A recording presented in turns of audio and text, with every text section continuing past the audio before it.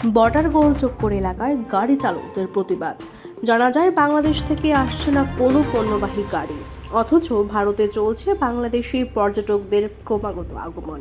শনিবার বাংলাদেশে ভারতের শ্যামলী বাসের আক্রমণের ঘটনার প্রতিবাদ জানায় বর্ডার গোলচক্কর এলাকার গাড়ি চালকরা।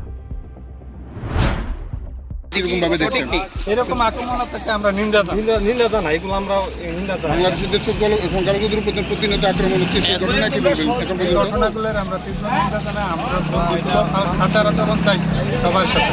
এবং ভারতীয় জাতীয় পতাকার উপরে যে অবমাননা করা হচ্ছে, এটার আমরা নিন্দা জানাই। আমরা আমাদের হিন্দু ধর্মের উপরে সনাতন আক্রমণ চালাইতেছে ইউনুস সরকার। এরকম কোনো কিছু আমরা সেখানে যে এখন যে সরকারটা পরিচালনা করছে ওনার ব্যাপারে কি বলবেন, যারা এরকম নিয়ে কাণ্ড করছে? আমরা চাই উনি অতি দ্রুত এই বিষয়গুলো যাতে একবার স্বাভাবিক অবস্থায় নিয়ে আসে।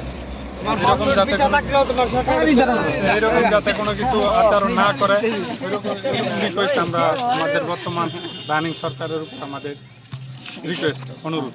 আপনি কোন জায়গা থেকে এসেছেন? আমি ইনোসেন্ট দিদি। এখানে মানে কিসের জন্য আসা? আমরা আসছি আপনাদের কতদিনের জন্য? কতদিনের জন্য? আসি। Thank you.